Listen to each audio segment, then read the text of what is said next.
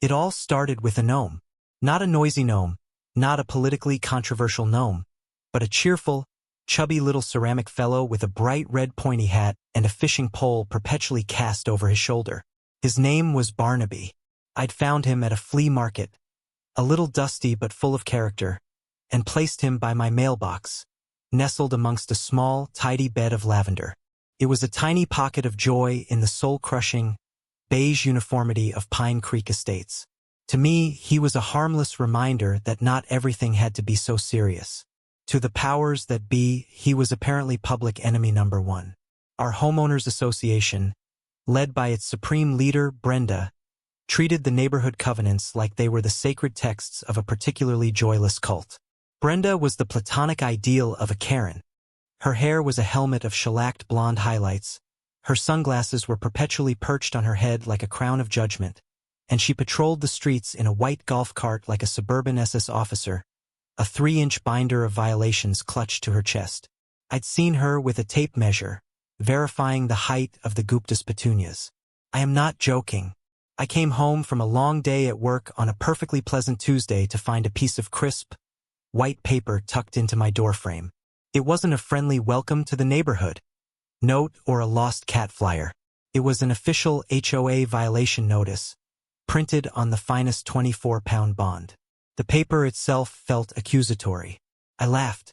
I actually laughed out loud, the sound echoing in the sterile quiet of the cul-de-sac. A whimsical figurine? Hereafter gnome? It read like a legal document written by a bored robot who'd just discovered a thesaurus. I figured it was a simple misunderstanding, a clerical error fired off by an overzealous minion. No big deal, I thought. I'm a reasonable guy. I'll just go talk to her, explain it's just a bit of fun, and we'll have a good chuckle about it. That was my first and most naive mistake. The calm, reasonable part of me decided the best course of action was a friendly, face-to-face conversation. Surely this was all a big misunderstanding. I walked over to Brenda's house, the violation notice feeling oddly heavy in my hand. Her lawn was an unnaturally vibrant, almost neon green, a stark contrast to the more subdued, legally compliant grasses of the rest of the street. It was the green of a putt-putt golf course, a color not found in nature. She answered the door before I even reached it, as if she had a sixth sense for conflict. "Ah, Mark," she said, not smiling. Her eyes immediately dropped to the paper in my hand. "Hear about the gnome, I assume?" "Hi, Brenda." "Yeah, look, it's just a little garden gnome. A gift from my niece. I didn't think it would be a problem." "Problem?" she chirped, her voice dripping with condescension. "It's a precedent, Mark. We allow one gnome. Next thing you know, the Johnsons want a pink flamingo, the Garcias want a spinning windmill, and suddenly our property values are plummeting into a theme park abyss. Code 12.b.4 is very clear." She said theme park abyss with the same gravity someone might use to describe a nuclear fallout zone. "But your house has those 2 giant concrete urns by the door," I countered, trying to stay calm and point out what I saw as a logical inconsistency. "Aren't those ornaments?" "Those," she said, drawing herself up to her full height, "are classical amphora replicas, pre-approved by the ARC. There's a difference between tasteful classicism and kitsch." She said kitsch like it was a contagious disease. The hypocrisy was so blatant it was almost impressive. The calm, reasonable part of me wanted to argue about subjective aesthetics. The petty part of me, which was growing larger and more vocal by the second, decided otherwise. Arguing was what she wanted. It fed her sense of power. So I just nodded. "I see. Okay, then." I went home, went into my backyard, and retrieved Barnaby from his hiding place in the tomato patch.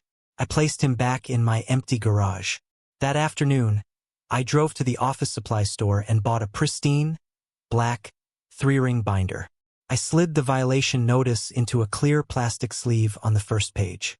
I labeled the binder, with immense satisfaction, Project HOA. The war had begun, and I was going to document every single salvo. Removing Barnaby the gnome didn't placate Brenda. It emboldened her. It was a sign of surrender she eagerly accepted, and she immediately began pressing her advantage.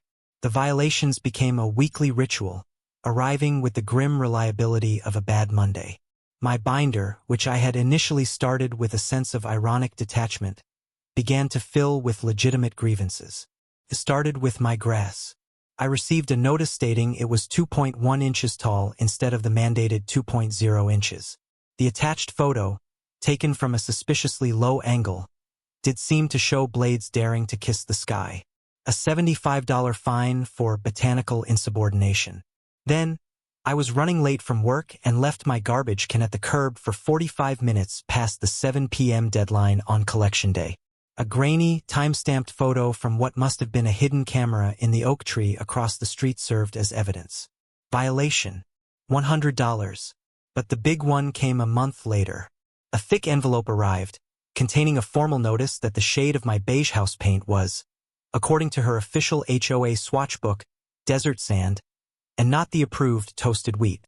They were literally indistinguishable to the human eye, two sides of the most boring coin ever minted. The fine was $250, with a 30-day deadline to repaint my entire house at a cost of thousands of dollars. My binder was getting fat with copies of every notice, photos of my perfectly manicured lawn, and time-stamped images of my garbage can. But I knew I was playing a defensive game, constantly reacting to her absurdity.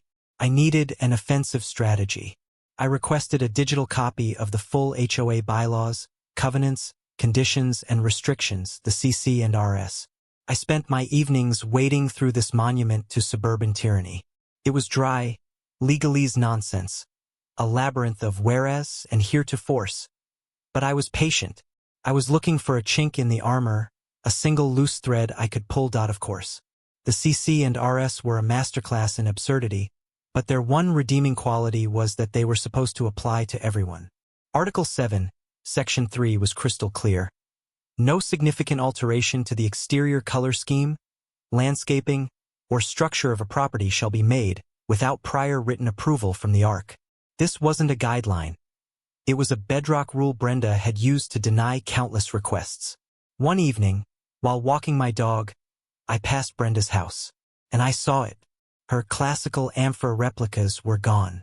In their place were two brand new, gaudy, lion-headed fountains, water spewing in lazy arcs from their open mouths. They were ornate, gold-accented, and the definition of kitsch. More importantly, I knew, with the certainty of someone who had just read the entire rulebook twice, she had never, ever submitted them for ARC approval. The ARC was her and two other sycophants. She could have rubber-stamped it, but her arrogance was so profound she didn't even bother.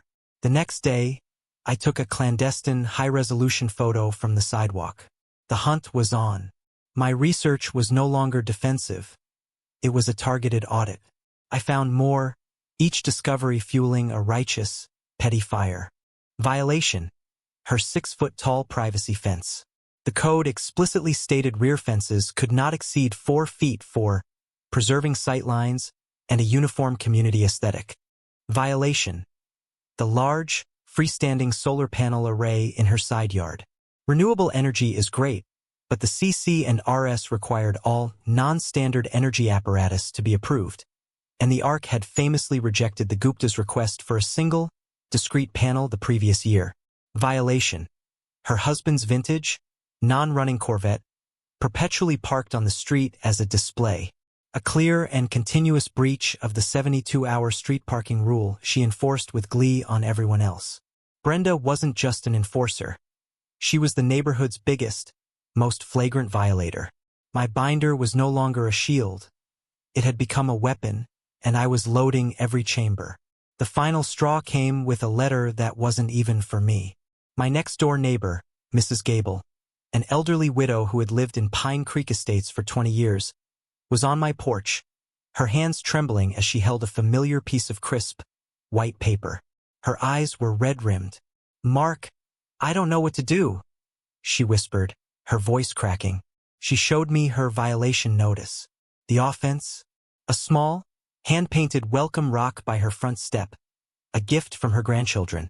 The notice demanded its immediate removal and cited a $50 fine for unapproved exterior artwork. "It reminds me of them," she said. a single tear tracing a line down her wrinkled cheek. They painted it themselves. Brenda said it looked tacky. That was it. The last vestige of the calm, reasonable homeowner in me evaporated. The petty, document-wielding Avenger was now in full control, and he was furious. This wasn't about gnomes or grass anymore. This was about cruelty. This was about a small-minded tyrant bullying a sweet old lady for a sliver of happiness. I made a pot of tea for Mrs. Gable and promised her, right then and there, that she would not have to pay the fine or move her rock.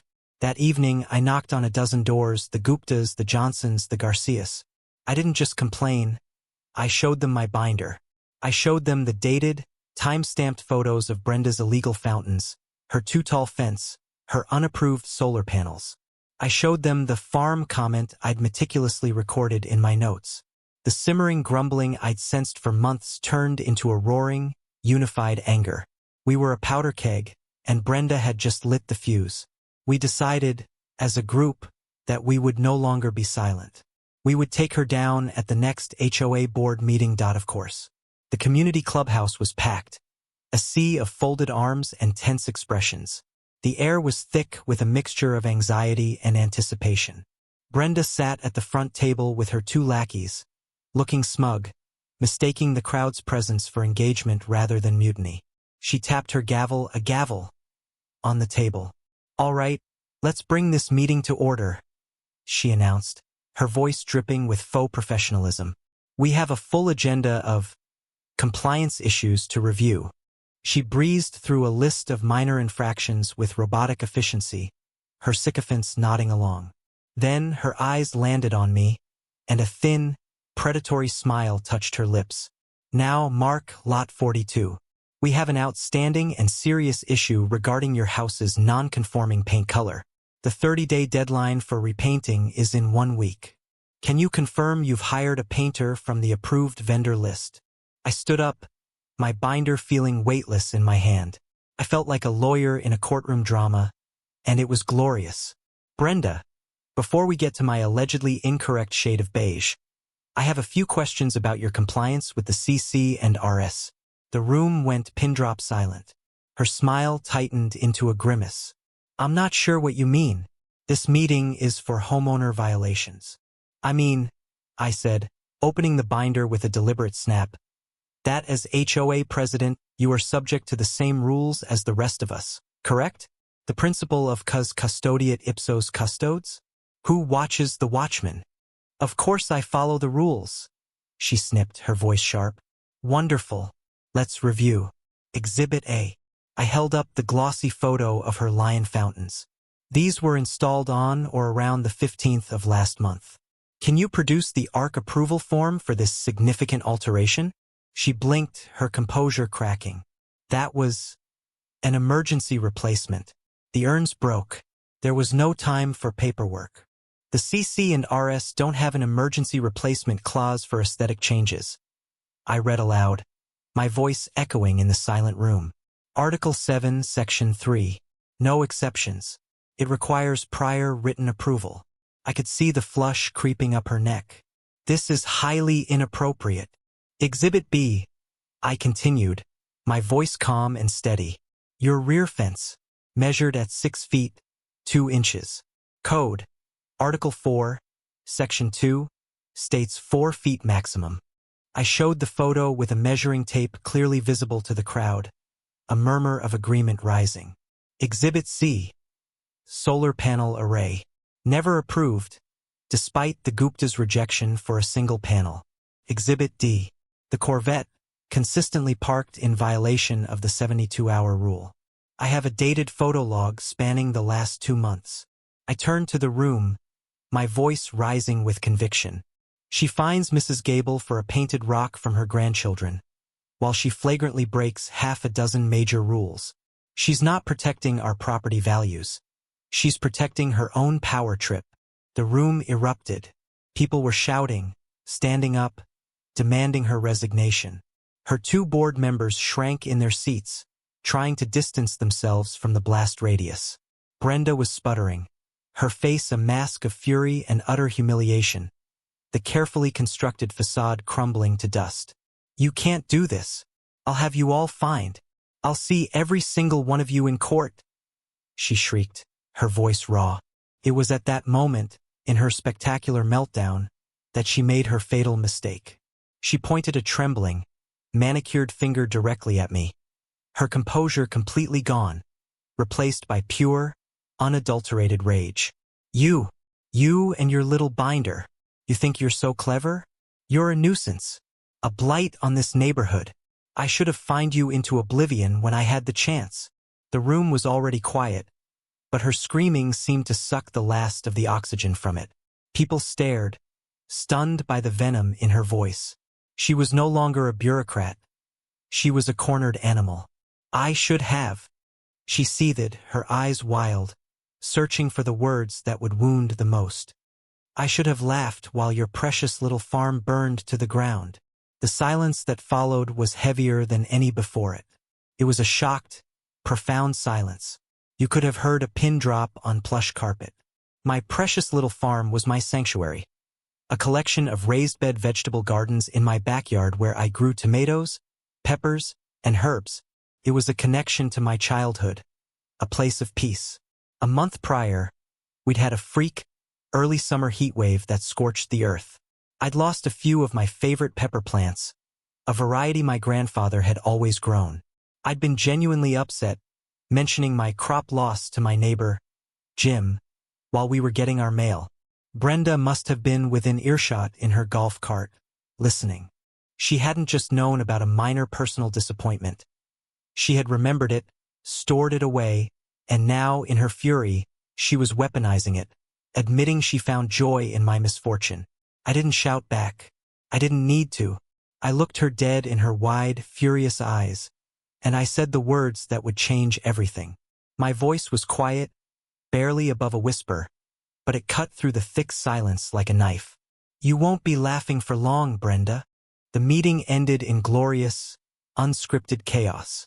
A motion for an immediate vote of no confidence was shouted from the floor and passed with a roar of ayes that shook the windows. Brenda was officially ousted as president on the spot. A new interim board was formed from the most reasonable voices in the crowd, and to my surprise, I was nominated and voted onto it. Our first order of business was a complete audit of all the HOA's finances and violation histories. But the real victory came from a clause I'd found buried deep in the bylaws during my late-night research, a litigation loser pays clause. It stated that if a homeowner had to sue the HOA to force it to comply with its own rules, and they won, the HOA would be liable for all legal fees and any associated damages. Brenda, in her petty tyranny, had created a paper trail a mile long of selective and malicious enforcement. We had her. We sued the HOA, now under our new management, to force a correction of her actions and for the damages her harassment had caused. The lawsuit was technically aimed at the HOA, but its true target was her, and more importantly, the HOA's insurance policy. The case never went to trial. The HOA's insurance company took one look at my meticulously organized binder, the signed witness statements from the meeting, and the documented farm comment, and they folded immediately.